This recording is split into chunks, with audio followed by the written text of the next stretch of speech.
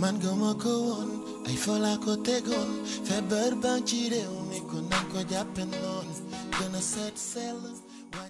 asalaamaaleykum mbokk yi seetaan Dakar TV International ñu amaat tamit mbégte teew fii ngir digtal leen seen émission instant corona émission bi nga xam ne moom la ñu jag bii di Covid 19 buñ fi tàmbalee ba tey ànd ceeg ñi nga xam ne ñoom ñooy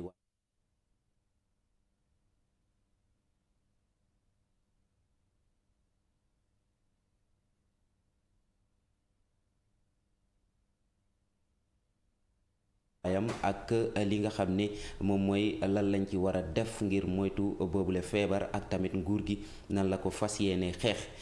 donc tey tamit dinañ am ci kanam ab gan boo xam ne nag moom la ñu fas yéene àndal ci li nga xam ne nag moom moo soxal waxtaan bi moom nag mu ngi wuyo ci tuuru Bassirou Mbacké Diatta moom nag mu ngi nekk ci parti démocratique sénégalais foofule ca Géejawaay ñu fas yéene waxtaanee ci tolluwaayu mbas mi ak tamit taw bi jafe-jafe yu mu indi ci li nga xam ne moom mooy banlieue bu Ndakaaru ndax mbas mi Covid 19 day ànd ak inondation ndax wax nañ ni cet mooy tax ba li nga xam ne moom mooy mbas mi mën fi jógee ñu dem rek waxtaan ak waa ministère de la santé ñëwaat. Sur 1250 tests réalisés, 99 sont revenus positifs, soit un taux de positivité de 7,92%. Les cas positifs se répartissent comme suit. 36 cas contacts suivis par nos services, un cas importé enregistré au niveau de l'aéroport international Blaise Diagne de Diass et 62 cas issus de la transmission communautaire répartis entre les communes ou quartiers suivants. La commune de Thiès, 9. Commune de Bignona, 6. La commune de Ziguinchor, 5. Dakar Plateau, 3. Kaolack, 3. Keur Massar, 3. Mbao, 3. Saint-Louis, 3. Tivaouane, 3. Les Almadies, 2. Foundiougne, 2. Liberté 6, 2. Sicap Amitié, 1. Dieuppeul, 1. Fatick, 1. Guédiawaye, 1. Guinguinéo, 1. Khombol, 1. Kédougou, 1. Kolda, 1. Les Mamelles, 1. Les Maristes, 1. Mbour, 1. Ouagouñaay, 1. Oussouye, 1. Les Parcelles Assainies, 1. La Patte d'Oie, 1. Richard Toll, 1. Rufisque, 1. Et Sacré-Cœur, 1. 122 patients hospitalisés ont été contrôlés négatifs et déclarés guéris. 37 cas graves sont pris en charge dans les services de réanimation. 3 décès ont été enregistrés ce samedi 22 août 2020. L'état des autres patients hospitalisés est jugé stable. À ce jour, 12 949 cas ont été déclarés positifs, dont 8 455 guéris, 269 décédés et donc 4 224 sous traitement. Le ministère de la Santé et de l'Action sociale présente ses condoléances aux familles éplorées et souhaite un prompt rétablissement aux patients encore dans nos services. Le ministère de la Santé et de l'Action sociale exhorte les populations au respect strict des mesures de prévention individuelles et collectives et rappelle toujours aux populations l'importance du port de masques propres pour les masques lavables et stériles pour les masques jetables. Les masques doivent être bien ajustés, couvrant la bouche et le nez. On vous rappelle également l'importance d'avoir toujours les mains propres. Je vous remercie de votre attention. asalaamaaleykum mbokk yi ma jottali leen communiqué bi bàyyeekoo ci ministère de la santé tey bésu dibéer ñaar fukki fan ak ñett ci weeru août bi ñu nekk ministère de la santé jot na résultat examen virologique yi may waaj a lim ci junni ak ñaar téeméer ak juróom fukki test yi ñu jot a def juróom-ñeent fukk ak juróom-ñeent ñoo ci positif ci positif yooyu am nañ ci fanweer ak juróom-benn cas contact mooy ñi nga xam ne am nañ feebar bi parce que dañoo jaxasoo woon ak ñu yore doomu jàngoro ji am nañ ci benn cas importé mooy ku jóge bitim réew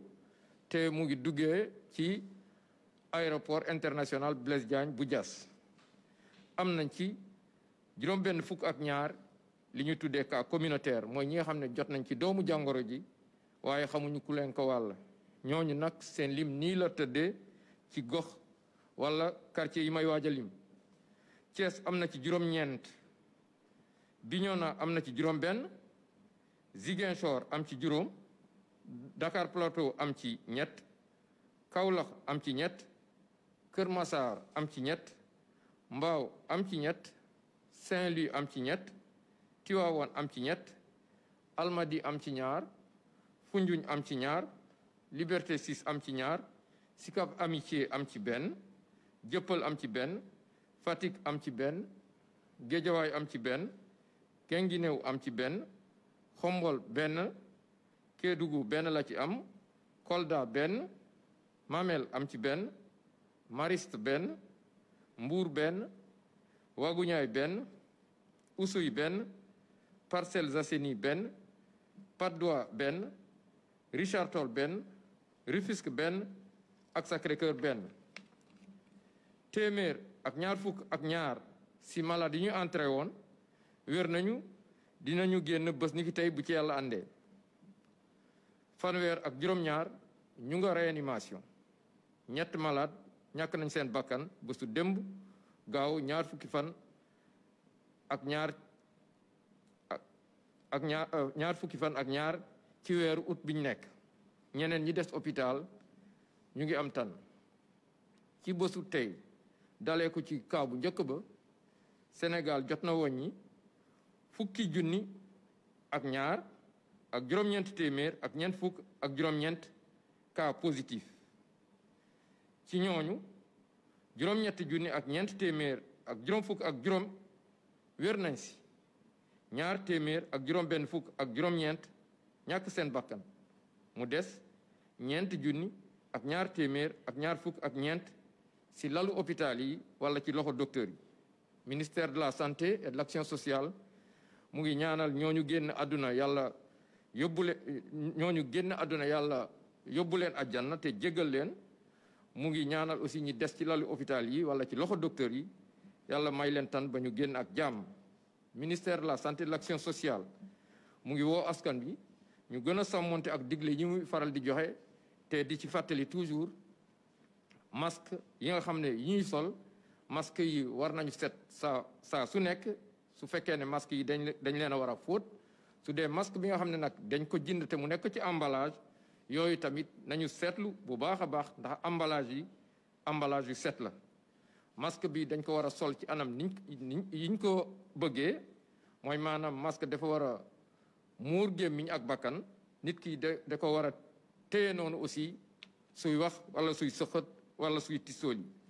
ñu fàttali leen tamit nit ñi war nañu sàmm toujours seen loxo yi war nañu set saa su nekk ministère de la santé et de l'action sociale mu ngi leen di sant di leen gërëm wasalaam. jëf moom di docteur El Hadj Mamadou Ndiaye di directeur de la prévention moom nag moo doon ñëwaat ci bilan bi dégg ngeen ko 99 nouveaux cas positifs moom la ñu nemmeekuwaat ci biir réew mi cas contact yi nag ñoom ñu ngi toll ci 36 cas communautaires yi dafa mel ni ñoom ñu ngi toll ci 62 cas communautaires maa ngi lay nuyu Bass Bassirou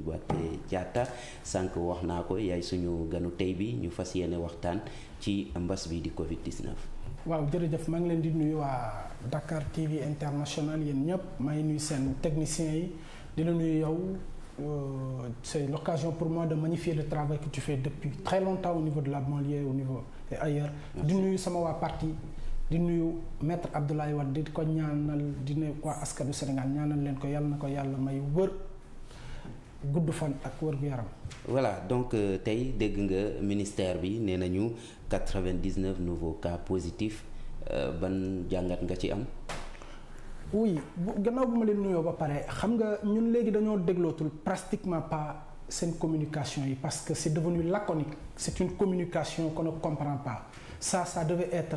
tout simplement repensé parce que finalement les Sénégalais ne leur écoutent pas parce que c'est saturé c'est pratiquement la même chose donc bu ma déggatee ay plus de 90 cas dañ koy dégg noonu rek ñun kay du loolu la ñuy xaar les stratégies pour contrer ça looloo ñu intéressé mais pas chaque jour ñu toog ci télé di wax la même chose ils continuent à taper sur un tam-tam troué depuis très longtemps il faut changer de mécanisme et de façon de faire.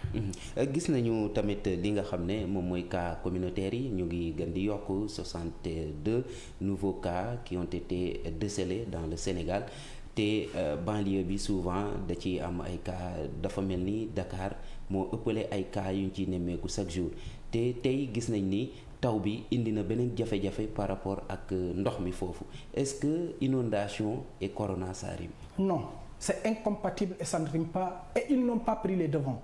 ñun chaque jour dañu ne suñu autorités yi nañ leen jóg taw bi météo nee na tey ren taw bi day bari mais balaa taw bi du doon ñëw la ñu waroon a jël seen disposition mais duñ ko jël parce que la plupart dans la banlieue les maires là ils n'existent pas tukki lañ fi nekkee wala nekkuñu fa surtout ñun suñu wàllu Guédiawaye moom on n'a pas quelques maires ñoo fay nekk Racine Talla moom il n'habite pas Guédiawaye pratiquement pas Aliou Sall waxi noppi dëkkuñu fa taluñu Guédiawaye donc jëluñu prédisposition yi pour loolu beneen bi mooy Covid bii yëm lëmbe na askan lëmbe na réew mi lëmbe na àddina bu yegsee taw bi di waaj a ñëw da koy yokk waaye du ko wàññi disposition yi ñu waroon jël ba nit ñi sentir ko jëluñu ko te mu ngi dina faagaagal askan wi yëf yi dañoo dem tabaski dëpp mu gën a yokk ba mu yokkoo yan disposition pratique la ñu jël sur le terrain la ñu xamul bu ñu ko xamee it bu ñu ko defee it c'est pas plausible te amul fruit au niveau des collectivités locales ñoo war a approprier au problème yi pour que ça se règle mais apparemment dañoo lajj encore parce que lajjate bi commencé na ci au niveau central c'est l'État qui a échoué dans la gestion du Covid jusqu'à présent bu ñu continuer ba ci kanam dinaa la gën a étaler seen lajjate fan la. waaw lajjate boobu sax laa bëgg ñu wax fan la. xam nga booy gérer lu mel nii tu ne peux pas t'en tenir à la communication tout simplement ça c'est des informations qu'ils nous donnent cette communication ils pouvaient par des écrits rek def ko xam nga booy gérer lu mel nii nga impliqué askan wépp yëf yi ba mu ne këtt na jon Europe la commencé ñun ñuy faggu di préparé wu gars yi di naan cas yi dina gën a yokk ba OMS dem na ba mu joxe chiffre boo xam ne chiffre bi sax mujjut am léegi nag qu'est-ce qu'il fallait sur le terrain pour contrer cette maladie ils n'ont pas été effectifs ils n'ont pas cette dextérité pour contrecarrer la maladie ñëw nañu nee nañu dañu cotiser ñëpp a cotiser suñu alal yëpp jox leen on a les gens parlent de 1000 milliards et autres 1000 milliards yi gestion bi ba léegi c'est une nébuleuse jusqu'à présent ñun xamuñu ko ñu jël xaalis bi jox ko Gorom moom xam nga Gorom moom comme ni mu ko joxee Saint-Louis ci Ngoro la jëlaat suñu xaalis googu yëpp joxaat ko Macky Sall de loolu lay liggéey bu jëlee pétrole bi jox rakam mu jël Saint-Louis jox Gorom ñu jëlaat gestion Covid bi presque xaalis ba ca am jox ko et jusqu'à présent wa jàng dama lay wax dara ñañu saytu woon ñañu ne woon yéen a war a saytu yëf ya ñu teg fi général bi ñoom ba léegi ñu ngi xaar Mansour Faye pour que mu jox leen détail la mu dépensé yomb na ñun dañ leen laaj tout simplement boo jëndee kilo ceeb ne fii laa jëndee kilo ceeb bi fii laa ko yóbbu bu dee jëndee diwlin puisque ñoom aayuñu bu ñu aayoon xam nga ni ñuy def Sonacos dinañ ko suqali parce que Sonacos la ñu waroon a jënd diwlin bi suñu importateurs locaux yi ñu jël ci ñoom ceeb ñu jël fii ba nga xam loolu ba léegi ñun xamuñu fan la toll loolu lañ bëgg ñu wax ñu fan la xaalis bi dugg loolu lañ leen di xaar ba léegi waaw gis nañ tamit jur na coow ci mbirum gestion corona bi Guédiawaye sax yéen defoon ngeen benn kuréel tuddee ko benn kuréel boo xam ne da ngeen war a xeex lii di Covid 19 bi ban impact la liggéey boobu am par rapport ak sensibilisation. Très bien parce que moi je fais partie étant conseiller municipal au niveau de Guédiawaye je fais partie de ces comités mais boo bëggee dégg dëgg liggéey ba ca war amul parce que. dañoo manqué vraiment de volonté et de façon de faire parce que ceeb bi sax bu ñu koy distribuer ba léegi man personnellement mënuma laa ne nii la demee def naa tour daal gis naa leen daal nit ñi di ñëw pëccaxoo bi li ci négatif jarul ñu koy wax parce que passé na parce que ñun bu ñu waxee dañu naan ñun on ne fait que tirer on ne tire pas c'est juste qu'on attire l'attention des pouvoirs publics on attire l'attention des maires on attire l'attention des leaders d'opinion nous sommes des leaders d'opinion il faut que ñuy wax pour que gars yi moytu mais boo bëggee dégg dëgg Macky Sall moo njëkk a échoué ñëpp ña ko topp ñëpp échoué ci Covid bi te Covid bi bu ñu góorgóorluwul maa la ko wax tey yoo jànga tey ñun dañuy màggali bu soobee yàlla Serigne Touba woo nañu loo def ñu dem lépp lu ñu amoon dañ koy bàyyi suñu yére yu beesu tabaski bi dañ koo denc pour màggali kon dañuy dem est-ce que ba léegi dégg nga ban disposition la ñu jël pour màggal bi loolu la ñu war a wax au lieu de toog fii ñu naan est-ce que dinañ màggal yenn maires yi yenn ministres yi ñu instrumentaliser leen pour ñu jéem a tâter le pouls des mourides ñun dañuy màggali dañuy dem Touba dañuy dem Tivaouane dañuy dem Ndiassane dañuy dem Thiénaba fépp la ñuy dem ñoom kay ñoo war a def na nga xam ne ñun bu ñu fa demee danañ ko moytu waaye nag ñun on est conscient que le problème est grave et nous sommes imbus de citoyenneté et de civisme ñun dañuy takk suñuy masque dem dañuy respecter barrières yi dañuy set ndax ñun fu ñu toll ay dañuy set kon boog ñoom ñoo ci des ñoom ñoo war a jël des mesures d'accompagnement pour que ça réussisse parce que jusqu'à présent ils ne l'ont pas fait. Voilà dañuy ñëw rek addu tamit ci benn point boo xam ne nag c'est purement politique en dehors de la Covid-19 am na ñu ay bés yi ñu weesu Thierno Alassane Sall mu bind benn livre wax ne gestion pétrole bi dafa am lu ci laxasu te njiitu réew mi dafa wëññi loxoom ngir mu signal contrat pétrolier ki nga xam ne moom mooy Total yow tey nan nga jàngatee mbiru coow boobu. jàngat tu sais c'est pertinente comme question ba pare je tiens à dire que Dieu est juste xam nga Alassane ba ñu fi doon attaqué Karim Wade il faisait partie ñu ko doon attaqué les plus acerbes ñun ba mu demee ba mu ñëwaat ak sagoom baal nañ ko ñu ñëw balaa Alassane di wax yëf yi fu mu jógee la ñuy wax am maître Abdoulaye Wade et le PDS ñun ñoo woote obélisque ne leen attention ñu ngi saax-saaxee suñu alalu réew ñu ngi saax-saaxee pétrole bi ak gaz bi ñu ñëw buntu PDS maître Abdoulaye Wade di jóge bitim réew ñëw ñëpp toog askan wi mu ne leen Aliou Sall li muy def ci réew mi baaxul de joxoñ ko wax ci ba mu pare ba ñu ci jógee ca la ñeneen ñi commencé yeewu di wax Sonko ci la jógee bind livre bu rëy lu dem wax ko fi ñenn ñi tam ko dem lu nañu wax ko te ñun on lui encourage pour ce qu'il est en train de poser comme acte parce que un jeune quand tu es dans une république quand tu es dans un pays tu dois le faire léegi nag Alassane moo ñëwaat yokk xar mi karaw te moom il était dans le système lépp lu mu wax lu am la saax-saaxee na suñu pétrole bi yàqati nañ suñu réew mi la ci garaaw mooy le président de la république dafa jël suñu alal bi dénk ko rakkam Petro-Tim Sénégal am transaction yi duma ci ñëw ba moom mu yore ko ba ñu demee ba ñu acculé ko xam nga nu mu def nee na day démissionné te démission bi on lui a poussé à ça mu def une série de démissions mu ñëw dajale leen yéen xam nga yow yaa nga fa woon moom yaa nga ay yéen ñëpp nga fa woon muy waat indi dictionnaire am teg dictionnaire la indi teg nen day waat ñun gëmuñu yooyu ñun lu ñu gëm mooy alalu askan wi fu ñu dugg léegi nag Macky Sall bu mu ñëwee dafa naan dafay day la reddition des comptes dafa ne day lay leeral une gouvernance sobre et vertueuse xam nga lu mu def bi ko nit ñi acculé nit ñi sonal rakk ji nit ñi sonal ko moom ak i nitam fexe na ba waa dik di woo kenn ku nekk ñoom Ngaraaf et cetera ñu def va-et-vient ñu leen di xoxotal lu ne bañ ca paree ba léegi rapport yi ba léegi plainte yu nit ñi def ba léegi dégguñu ko ñu nga xaar toujours plainte Franck Timis ba léegi dégguñu ko waaye léegi askanu Sénégal dafa bëgg yëf yi naxasaay nii Aliou Sall nekk fi nii tranquille kon daal yow da nga jàpp ni Thierno Alassane Sall lu mu def yoon la askan bi moo soxloon ñu wax leen fan la seen alalu je félicite Thierno Alassane Sall parce que li muy def nii waa PDS lay dimbale parce que ñun ñoo ko njëkkee buñ ci paree kenn ak ñeneen léegi ni mu fa def nii révélation léegi nag ma dégg ci waa COJER dégg naa dañ koy porter plainte xam nga loolu ay caaxaan lañ bàyyi leen di xoxotal nit ñi bu nit ñi di wax pour askan wi ngeen jóg un républicain ne se comporte pas comme ça au contraire il faut dire aux gens de nous éclaircir lan la fan la yëf yi dugg nan la mel parce que Alassane est averti yéen nekkoon ci biir puisque yéen vous êtes dans une association de pëccoxoo et de partage kay léegi nag ñun askan wi Sénégal ñun ñoo leen di laaj yëf yi fan la toll tontu leen Alassane bàyyi leen bu ñu leen posé des actes vous répondez par la violence vous répondez par le mépris loolu baaxul on attend ngeen décortiquer livre bi ngeen répondre livre bi Alassane répondre pour l'intérêt du pays. mais am na tamit ñuy wax ne nu mu ko defee nu mu ko jaaralee ay messages privés yoo xam ne moom la bind ci livre quand même lu may waxtaan ak yow wala lu may waxtaan ak nit ki de manière privée mu daal di ko bind génnee ko ci livre attaqué na sax seen ancien collègue boobu di ki nga xam ne moom mooy Farba Ngom par rapport ak benn rencontre bu mu demoon Gabon en tant que ministre. yaa ngi may fàttali lu doy waar Farba moom ne dafa toog ci télé bi neneen man damaa jël moom mu jël barki Rasulullah kenn mës ta gis loolu dans une république sérieuse te kenn woowu ko personne ne l'inquiète je défie Alassane am na foo xam ne dañ faa séddoo moom dafa jël man ma jël. mais loolu est-ce que loolu est-ce que nit war na koo déglu. tey Farba moom nga tudd tey ay milliards la am këram yi soo fa demee yow doo toog. loolu mooy wane ni ki du yoon. alors qu'on nous parle de gouvernance sobre et vertueuse loolu ça ne nous intéresse. mais jamonoy Ablaye Wade la ko defee tamit. non jamonoy Ablaye Wade la defee la defee yenn luubal yu mu doon yu ngi ko ciy tudd wala yenn affaires yu muy def. non Farba léegi la riche Farba personne ne le connaissait. Macky Sall moo ñëw ñu am yow teg ko fu tegul kenn. Farba Ngom day dem ba défier même ay préfet. ci là-bas au niveau du Fouta day dem ba wan di préfet yow maa la. non je parle de Farba Senghor. Non, Farba Senghor, c'est pas Farba Senghor, c'est Farba Senghor n'existe plus. Il est de l'autre côté. Farba Senghor, il ne faut pas qu'on revienne en arrière. C'est mon grand frère, nous étions au PDS,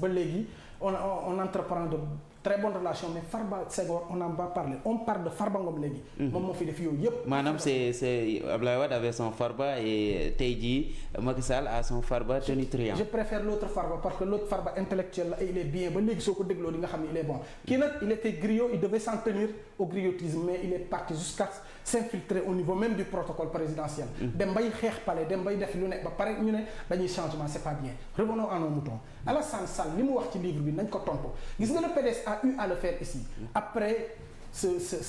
les élections, le PDS a eu à écrire toutes les failles des élections pour un livre blanc. Au lieu de répondre au livre blanc, ils faisaient du coq à l'âne. Ils tapaient sur un tam-tam troué. Ils faisaient du rafistolage des mineurs comme ils ont l'habitude de le faire. On attend des réponses concrètes à ce que Alassane a posé. Bassirou Mbacké Diatta, je rappelle que yow Parti démocratique sénégalais nga bokk nekk foofule ca Guédiawaye tey yow yaay suñu gan di waxtaan ci actualité du moment bi di Covid-19 ak taw bi wàcc ci banlieue bi jur ay jafe-jafe ci wàllu mbënd mi waaye tamit ñuy waxtaan ci sujet bi nga xam ne jamono yu yëpp Sénégal yëpp moom la ñuy wax mooy livre bi nga xam ne Thierno Alassane Sall génnee na ko mu jur nag coow mu nekk loo xam ne mu ngi wax ci wàllum gestion contrat pétrolier yi fii ci biir Sénégal loolu nag moo waraloon sax tey nga teew fi waaye dañuy wax ci wàllum politique ba tey ñu wax ci Karim Wade ak parti démocratique sénégalais avenir am fan la toll. parti démocratique sénégalais mu ngi fi ñun ñoo ngi fi mu ngi dund xam nga ce que les gens ne comprennent pas Abdoulaye Wade il est républicain Abdoulaye Wade bu Covid bi ñëwee dafa bind lettre ne suspendre leen lépp pour faciliter le travail à Macky Sall et à l'État du Sénégal contre la propagation de la maladie mu jël arrêter suspendre suñu activité yëpp réunion yi du am yenn yu du am mais le parti continue à exister ñu ngi réunion ci WhatsApp ñu ngi échanger ñu ngi définir des stratégies qu'est-ce qu'il faut faire pour contrecarrer cette vaste machine de fraude qui se fait sentir au Sénégal et qu'est-ce qu'il faut faire pour respecter le calendrier électoral parce que ñoom ñetti yoon a ngi nii ñu ngi pousse élection locale yi ñetti yoon ñu ngi def lu leen neex ñun on continue à leur dire de ne pas s'amuser avec la République elle est sacrée. Et si Macky voulait un troisième mandat, vous allez laisser qu'il le fasse comme Wade? Nous n'allons même pas, non, Macky Sall n'ose même pas. Il y en a qui disent qu'il ose le faire, mais je ne pense pas parce que s'il le fait, le syndrome qui se fait sentir de l'autre côté va arriver au Sénégal, ça c'est sûr. Ah bon? On condamne ce qui se fait sentir ailleurs, au niveau du Mali. Nous condamnons le coup d'État. Mais dans l'esprit des choses, c'est parce qu'ils veulent forcer les gens. Gis nga loolu militaires yi ko defee ñu koy condamner c'est valable pour ceux qui veulent faire des troisième mandats parce que c'est la même chose coup d'état comme ni ko Guinéen bi waxee c'est la même chose. Mais est-ce que Karim Wade dina am occasion mu ñëwaat Sénégal pour bokk ci élection yi. xam nga Karim Wade ñëpp a ko yàkkamti. Karim Wade dañ ko yàkkamti parce que doomu Sénégal la ñu condamné ko tooñ ko ba pare xam nga dama lay raconter benn anecdote gis nga fële ci Mali. Les chefs d'État africains les Macky Sall et autres ils sont en train de condamner par le biais de notre CEDEAO. ñu naan CEDEAO condamné na ñang pourtant CEDEAO nag condamné nañ ci Karim Wade ni ñu ko déporté ni ñu def yooyu yëpp procès bi ak yooyu. mais respecté wu ko tey ñoom ñoo nekk di bëgg ñu respecter CEDEAO de l'autre côté il faut être cohérent dans la vie. Un leader tu dois être nous on a un problème de crédibilité de notre élite au niveau africain il faut qu'il se ressaisisse ñu xam ni ki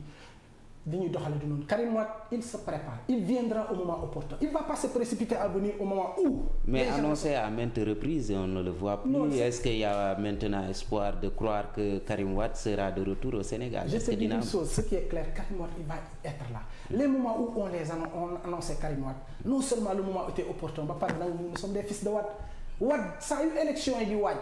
il venait juste au moment opportun te saa yu ne Sénégal rek Sénégal yëngatu Sénégal jaxasoo depuis temps.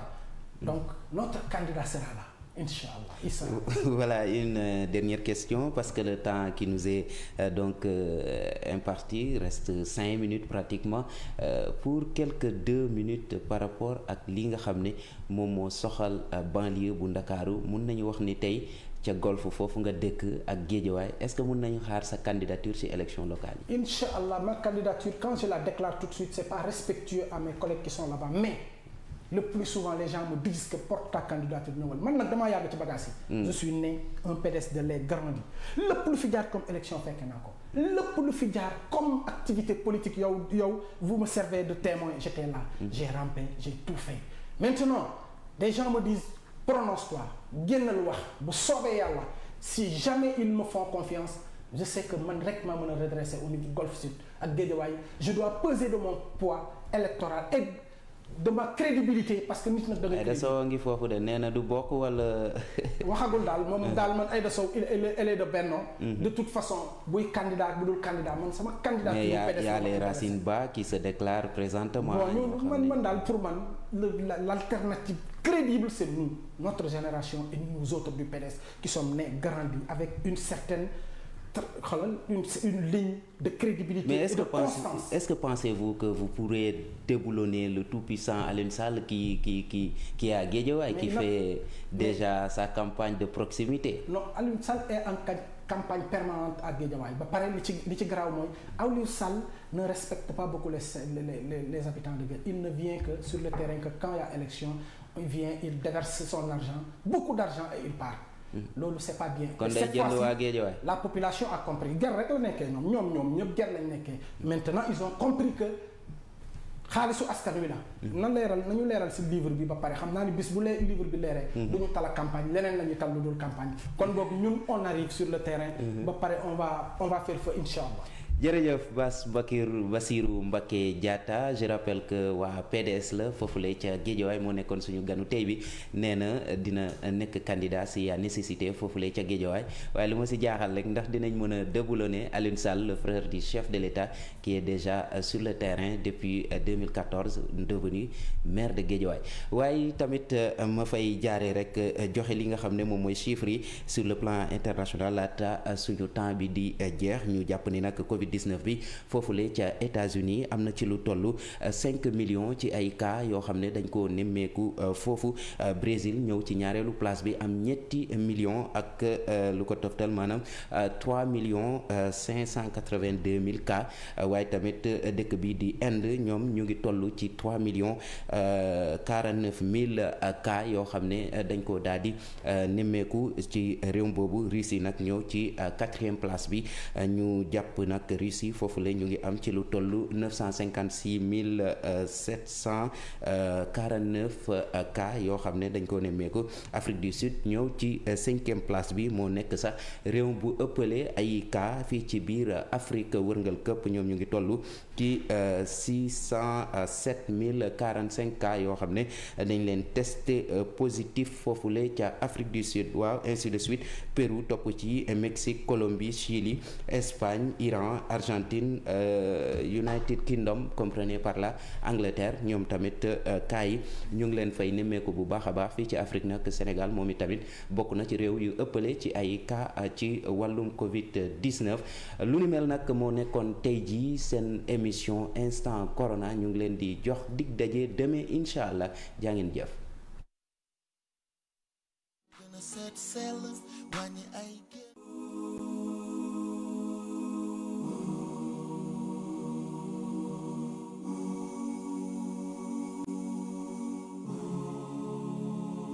Man gëma ko woon ay fola ko tegoon feebar baa ci réew mi ko nan ko